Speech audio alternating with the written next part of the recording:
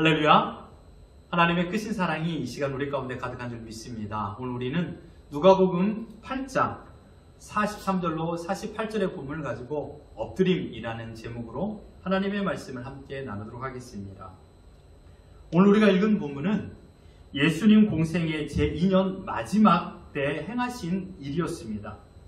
그 당시에 예수님을 많은 사람들이 따랐다라고 우리는 말씀을 보아 알고 있습니다.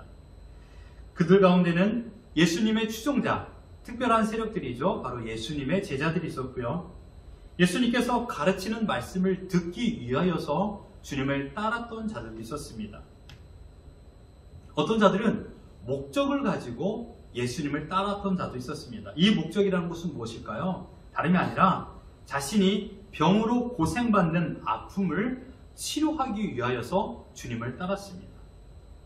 어쩌면 예수님을 만나는 것이 자기의 병을 낫는 마지막 기회다라고 생각하며 주님을 따랐던 자들도 있었습니다.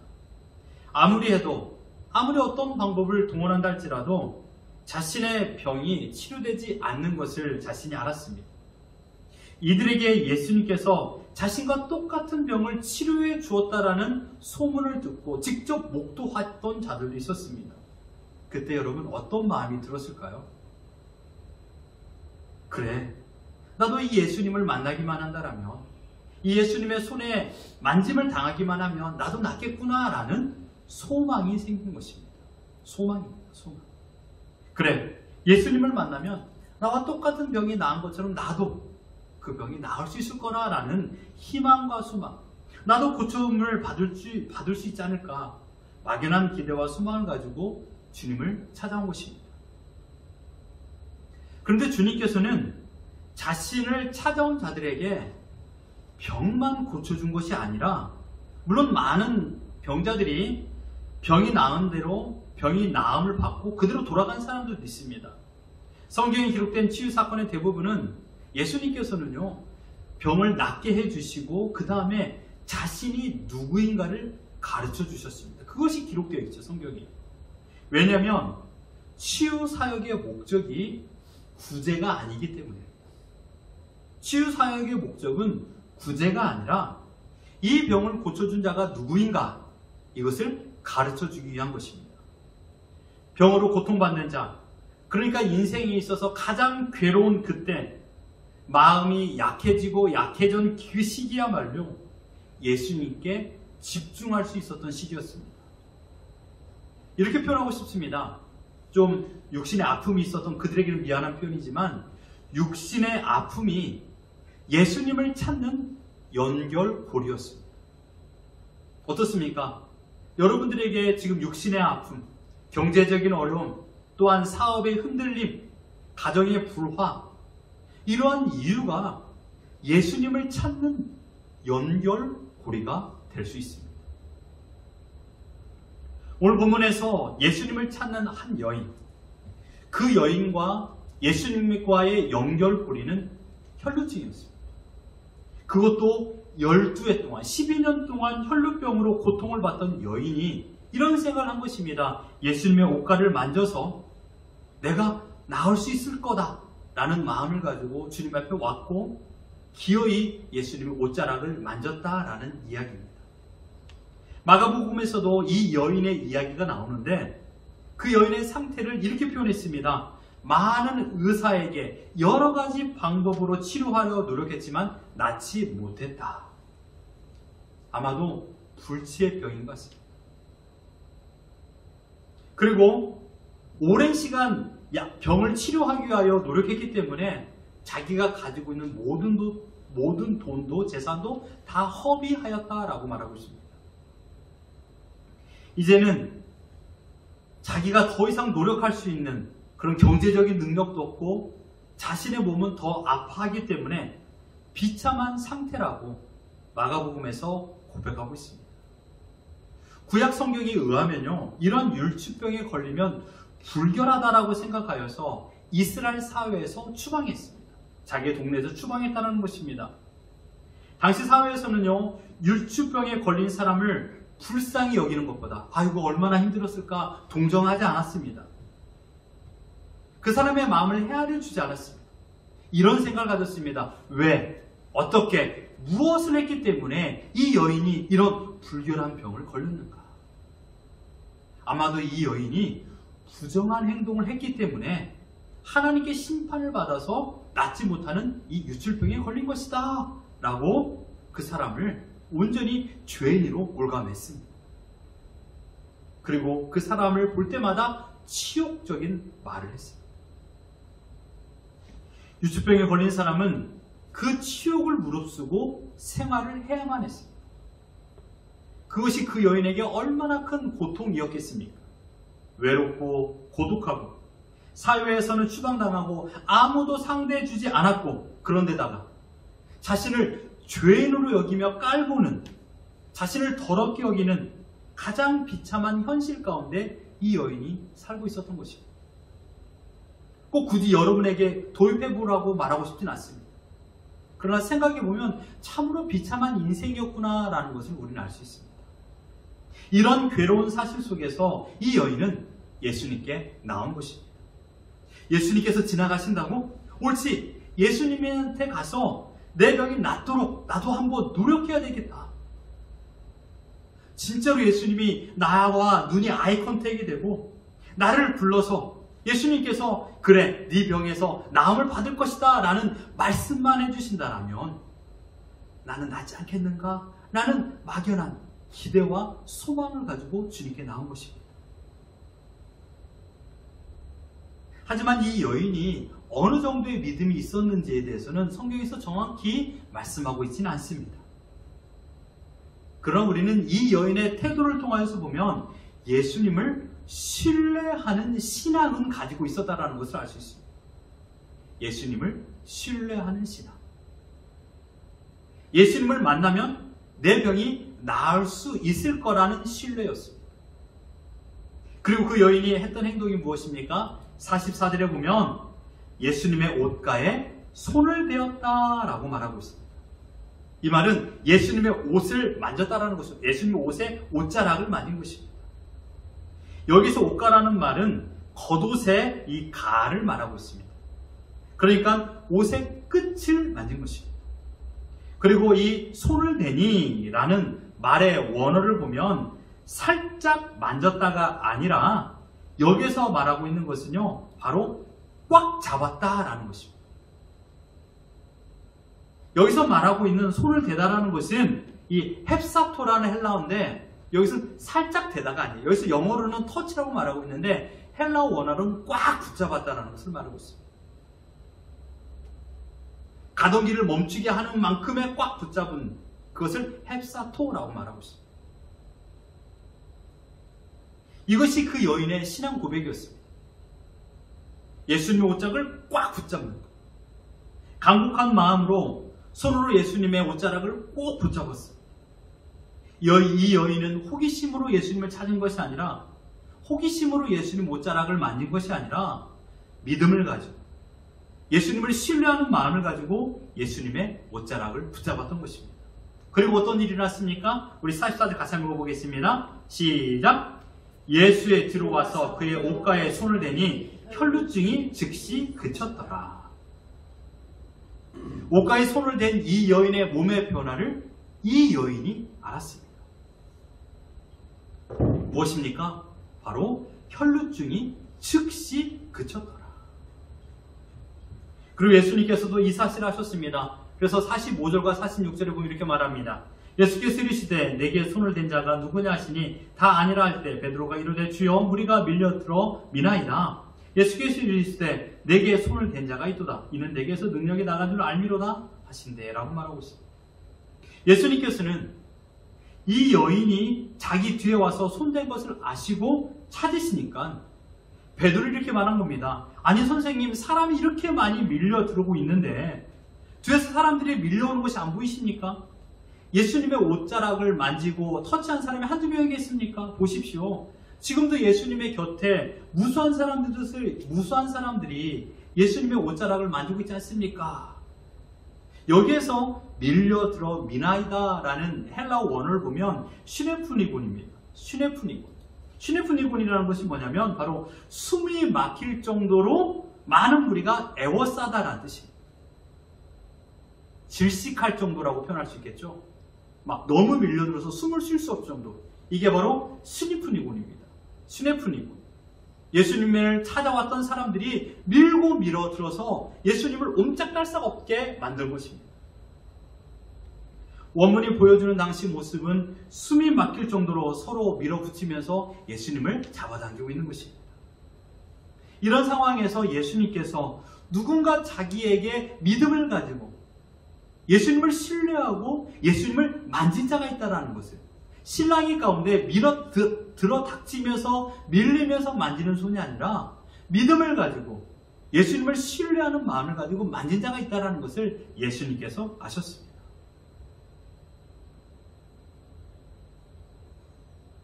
베드로와 예수님과의 대화를 지금 이 여인이 들었습니다. 결국 이 여인이 예수님과 베드로와의 대화에 마침표를 찍습니다. 47절 같이 한번 읽어봅니다. 시작! 여자가 스스로 숨기지 못할 줄 알고 떨며 나와 엎드려 그 손댄 이유와 곧 나은 것을 모든 사람 앞에서 말하니. 예수님, 제가 심한 유출증으로 12년 동안 고통 가운데 있는데 예수님께 와서 예수님의 옷자락을 만지기만 하면 나을 것이라고 내가 믿었기 때문에 이렇게 불경스럽게 이 더러운 손으로 예수님의 옷자락을 만졌나이다 라고 말하는 것입니다. 그 말을 들은 예수님께서는 이 여인을 책망하지 않았습니다. 이 여인의 믿음을 보강시켜 주셨습니다. 그리고 이렇게 말합니다. 48절 같이 한번 봅니다. 시작! 예수께서 이르시되 딸아 내 믿음이 너를 구원하였으니 평안히 가라 하시니라. 네 믿음, 내 옷자락을 만지기만 하면 너가 나을 것이라는 너의 믿음이 너를 구원하였으니 이제 모든 것이 나음을 받고 평안한 마음으로 평안히 살아라라고 말씀한 것입니다. 예수님께서는 48절에 딸 그리고 평안이라는 주제를 매우 긴밀하게 연결시켜서 설명하고 있습니다. 예수님께서는 12해 동안이나 부정한 병에 시달리면서 치욕 가운데 살았던 이 여인, 다른 사람은 모두가 죄인, 저주받은 여인, 부정한 여인이라고 손가락질했는데 예수님 뭐라고 표현했죠? 딸아, 딸이라고 표현했습니다. 매우 친근한 호칭입니다. 또 여기서 사용된 딸이라는 말은 다름 아닌 혈루증 걸린 여인, 부정한 여인, 치욕받아도 마땅한 그 여인을 향하여서 그 여인의 호칭을 모두 버리고 예수님께서 바꿔주셨습니다. 그리고 딸이라고 불렀습니다. 이 여인은 하나님의 귀한 딸이기 때문에 하나님의 딸, 즉 구원받은 하나님의 백성이라는 의미로서 예수님께서 딸로 표현했던 것입니다. 이 여인은 더 이상 부정한 자가 아니라 하나님의 자녀라는 것을 선포하는 그 의미로서의 딸이었습니다. 또한 평안을 선포한 것은 이제 하나님과의 관계가 회복된 가운데서 세상이 줄 수 없는 진정한 평안을 누릴 수 있다는 것을 주님께서 가르쳐 주셨습니다. 물질이 너를 평안하게 하는 것이 아니라, 사람들의 칭찬과 인정이 평안하게 하는 것이 아니라, 너가 하고 싶은 것을 하는 것이 평안이 아니라 하나님의 자녀된 것이 진정한 평안이다 라는 것을 가르쳐 주신 것입니다. 여러분, 이것이 예수님의 큰 사랑이요, 예수님께서 이 땅에 오신 목적입니다. 이렇게 해서 그가 모든 사람 앞에 예수님을 온전히 나의 병을 낫게 하시는 분이라는 것을 고백하게 하셨고, 예수님이 어떤 분이라는 것을 이 여인의 병에 낫게 함을 통해서 알려주신 것입니다. 병을 낫게 하신 분으로만 알려준 것이 아닙니다. 구원을 베푸시는 분이 누구인가, 이 사실을 이 병을 통하여서, 이 병을 치료함을 통하여서 가르쳐 주신 것입니다. 그래서 예수님의 제자, 예수님과 가장 가까이 지켜본 예수님의 제자 요한이 이렇게 고백했습니다. 요한복음 20장 31절 같이 한번 읽어봅니다. 시작! 오직 이것을 기록함은 너희로 예수께서 하나님의 아들 그리스도임을 믿게 하려 하시며 또 너희로 믿고 그 이름을 힘입어 생명을 얻게 하려 함이니라. 이것입니다.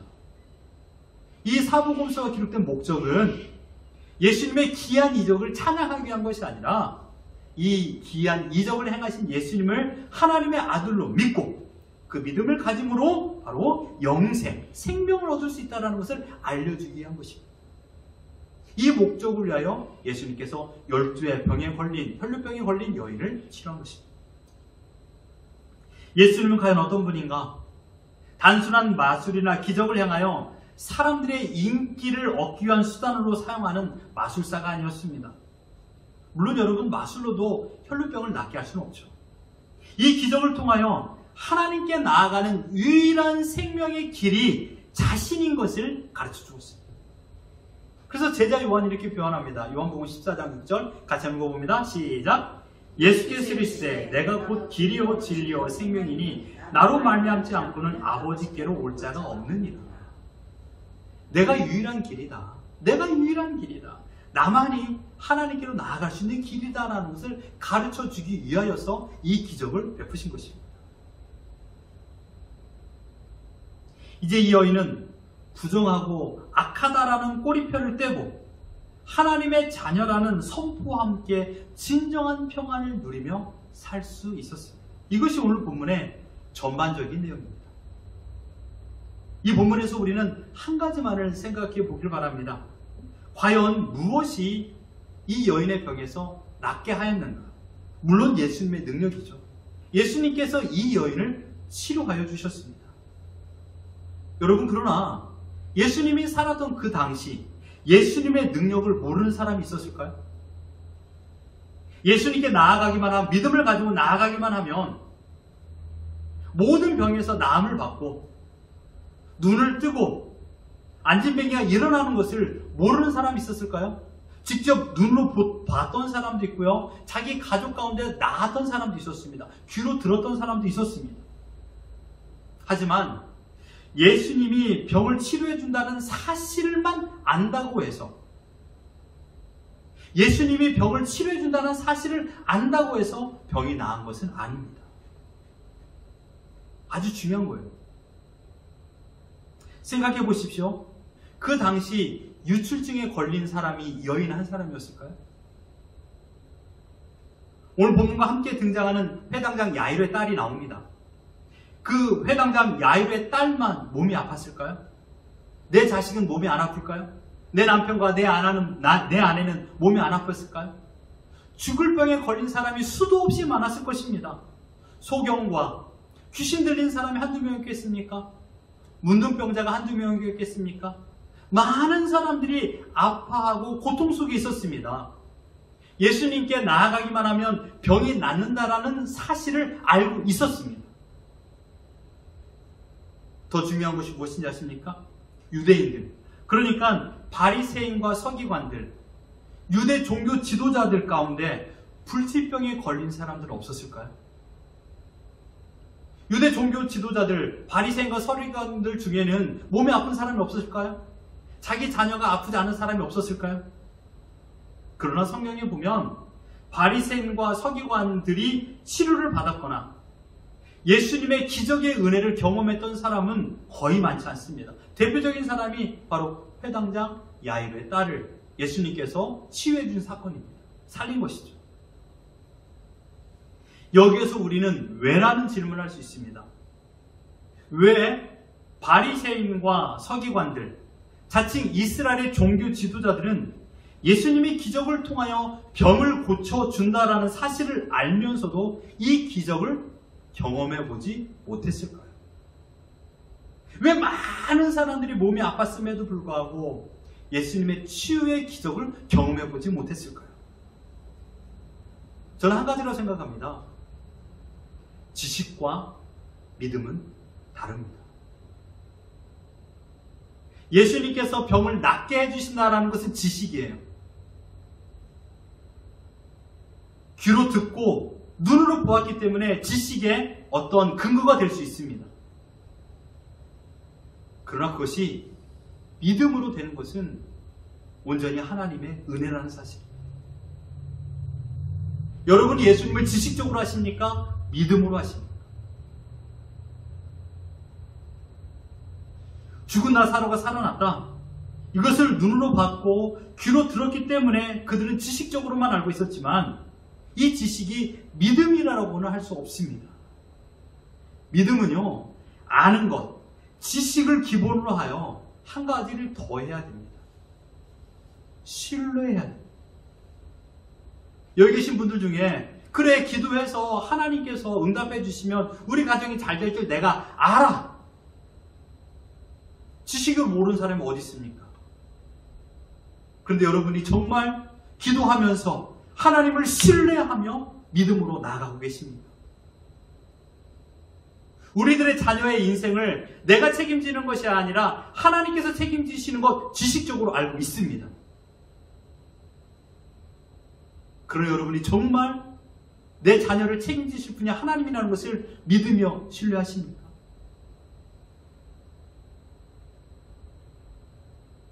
믿음은 신뢰입니다. 하나님을, 예수님을 신뢰하는 것입니다. 이 여인이 했던 행동을 보십시오. 가장 눈에 띄는 행동이 바로 47절입니다. 바로 엎드려. 바리새인, 서기관, 종교 지도자들의 행동에서 예수님께 엎드린 자가 있습니까? 단 한 사람도 종교 지도자들은요, 예수님 앞에 엎드린 자가 없었어요. 그들은 모두가 예수님을 죽이러 달려들었던 자들이었어요. 엎드리라는 말이 무엇입니까? 바로 페이스 다운입니다. 말 그대로 얼굴을 아래로 향하다라는 것입니다. 이것을 원어로 보면요, 프로스피토입니다. 프로스피토인데 신약성경에서 8번 사용됐습니다. 프로스피토, 신약성 8번 사용되고 있는데 이 사용했던 단어들을 문맥에서 보면 다 예수님 앞에 자신의 아픔과 고통을 호소하는 행동으로서의 엎드림이었습니다. 누가복음 8장 41절 같이 한번 읽어봅니다. 시작! 이에 회당장인 야이로라 하는 사람이 와서 예수의 발 아래 엎드려 자기 집에 오기를 강구하기니 라고 말하고 있습니다. 또한 10명의 나병 환자 중에 나음을 받았던 한 사람이 예수님을 경배하며 했던 말을 보십시오. 누가복음 17장 16절 같이 읽어봅니다. 시작! 예수의 발 아래 엎드려 감사하니 그는 사마리아 사람이라. 나병 환자가 자신의 아픔을 호소하면서 주님께 엎드립니다. 마가복음 10장 40절 같이 한번 읽어봅니다. 시작! 한 나병 환자가 예수께 와서 꿇어 엎드려 간구하여 이르되 원하시면 저를 깨끗하게 하실 수 있나이다.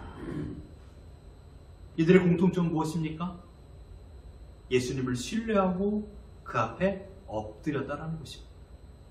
그리고 그 소원대로 엎드린 자들은 모두가 예수님의 은혜를 입게 됐습니다. 우리는 여기서 이런 공식을 만들 수 있습니다. 소원이 있습니까? 예수님께 엎드리십시오. 그러면 예수님께서 그 소원을 들어주십니다. 아멘입니다. 옆 사람 인사합시다. 예수님께 엎드리십시오. 시작. 예수님께 엎드리십시오. 예. 옆을 보고 하십시오. 옆을 보고 사랑하는 아내와 남편을 함께 보고 인사하십시오. 다시 한번 인사합시다. 예수님께 엎드리십시오. 시작. 예수님께 엎드리십시오. 여러분이 소원이 있습니까? 예수님을 신뢰하신다면 예수님께 엎드리는 겁니다.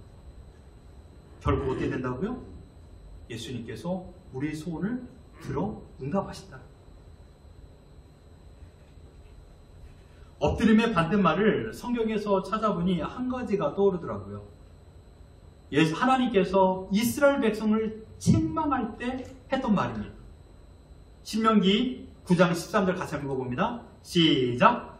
여호와께서 또 내게 말씀하여 이르시되 내가 이 백성을 보았노라. 보라, 이는 목이 곧은 백성이니라. 목이 곧은 백성. 이스라엘 백성들이 하나님 앞에 어리석게 우상을 섬기고 하나님을 떠났을 적에 하나님께서 은유적으로 표현한 말입니다. 목이 곧은 백성. 이 말은요, 하나님께 대한 이스라엘 백성들의 불신앙을 하나님께서 책망하며 했던 말입니다. 세상을 살아가면서 가장 이런 표현하기 좀 죄송한데 보기 싫은 사람, 이것을 꼴 보기 싫다라고 그러잖아요. 꼴 보기 싫은 사람이 누굽니까? 예, 잘난 척하는 사람, 교만하는 사람, 목이 곧은 사람. 이런 사람들은요, 줬던 것도 다시 뺏고 싶어요. 하나님께서 하나님 앞에서 목이 곧은 사람들, 이들을 향하여 하나님은 심판하였고 그들을 향하여 목이 곧다라고 표현했습니다. 영어로 보면 이렇게 표현하고 있습니다. 스튜번. 단단하고 다루기 어렵다. 목이 곧은 백성은 말 그대로 다루기 힘든 존재입니다. 여러분의 직장에서 꼿꼿하고 말을 잘 듣지 않은 직원들이 있지 않습니까? 참 다루기 힘들어요. 이 목이 곧은 백성, 엎드리지 않고 목이 곧은 백성은 다루기 힘든 사람이라는 것입니다. 결국 이러한 사람들의 인생은 어떻게 될까요? 잠언 16장 18절 이렇게 말합니다. 시작! 교만은 패망의 선봉이요 교만한 마음은 넘어짐의 앞잡이입니다. 패망과 넘어짐. 목이 곧은 백성, 결국은 패망과 넘어짐이라고 표현하고 있습니다. 이스라엘의 바리새인들, 즉 종교 지도자들은 하나님 앞에 목이 곧은 백성들이었습니다. 결코 자신들의 머리를 예수님의 발 아래 향하여 엎드리지 않았습니다. 사랑하는 성도 여러분, 누가 신자일까요? 누가 하나님을 제일 잘 믿는 사람이라고 말할 수 있을까요? 저는 오늘 본문의 의거하여 이렇게 표현하고 싶습니다. 하나님 앞에 엎드리는 자. 예수 그리스도 발 앞에 자기의 얼굴을 향하는 자. 하나님의 영광 앞에 자신이 경험했던 성취와 자신이 경험했던 성공을 내려놓고 더 나아가 육신의 아픔과 어려움과 질병과 숱한 괴로움을 자기의 힘으로 해결하려고 하지 않고 예수님 앞에 엎드리는 자.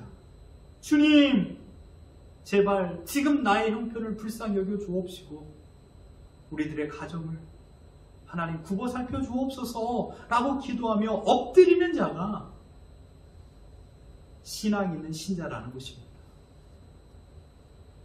하나님께서 우리에게 때로는 경제적인 어려움을 주기도 합니다. 육신의 아픔을 주기도 합니다. 관계에 어려움을 주기도 합니다. 왜요? 왜 하나님께서 사랑하는 독생자 아들을 내어주시기까지 사랑하는 내 백성들에게 힘듦을 줄까요?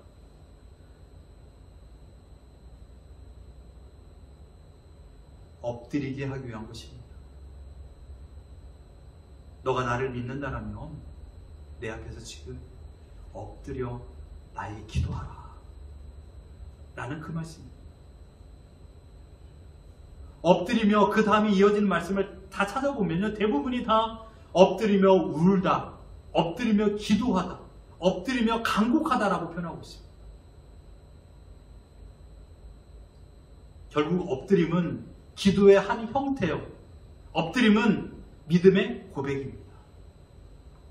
온 우주에 하나님 앞에서 이 땅에 사는 우리가 할 수 있는 최고의 행동은 다른 게 아닙니다. 하나님께 엎드리는 것입니다. 주 앞에 엎드리는 것은 결코 포기가 아닙니다. 여러분, 사람들 앞에, 세상들의 물질 앞에 여러분 엎드리지 마십시오.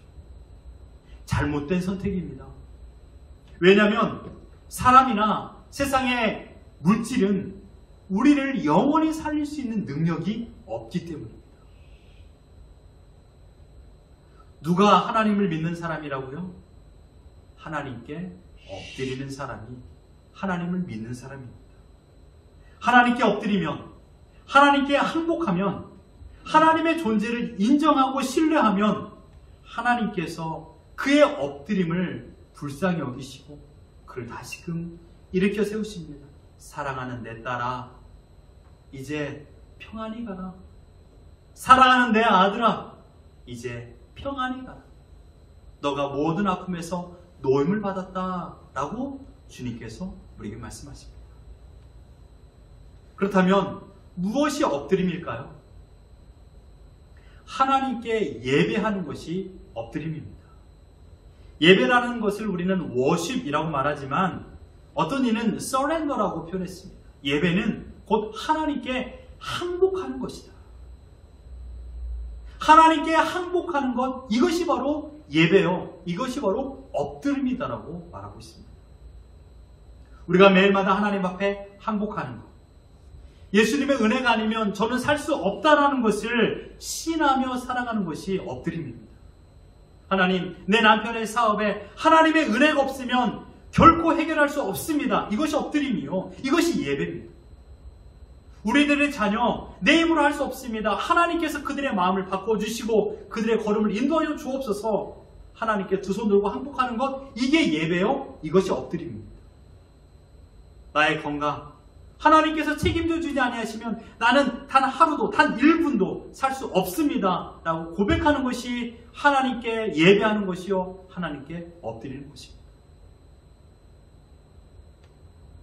내가 무엇을 할 수 있다고 하나님께 고개를 들고 뻣뻣이 서 있는 것, 이것은 결단코 하나님의 사랑받는 자세가 아닙니다. 저는 하나님 없이 살 수 없습니다. 하나님의 은혜가 아니면 우리 가정은 살 수 없습니다 라는 것을 고백하는 것이 하나님을 높여드리는 것이고 하나님을 찬양하는 삶이요, 이것이 바로 엎드림의 삶입니다. 사랑하는 성도 여러분, 여러 가지 문제를 인하여 우리는 매일마다 고민하며 살고 있습니다. 병으로 고통 가운데 있습니까? 미래의 불안함 때문에 매일마다 염려하며 살고 있습니까? 어떻게 해야 될까요? 우리에게는 단 한 가지 방법이 있습니다. 그것은 바로 주님 앞에 엎드리는 것입니다. 주님의 옷자락을 붙잡는 것입니다. 하나님, 나를 책임져 주옵소서. 우리의 가정을 책임져 주옵소서라고 엎드릴 때 비로소 주님께서 우리에게 참된 평안을 허락하여 주실 줄 믿습니다. 이런 평안, 이런 엎드림의 믿음의 삶을 가지고서 하나님께 영광 올리며 하나님께 예배하며 살아가는 모두가 되기를 예수 그리스도 이름으로 축원합니다.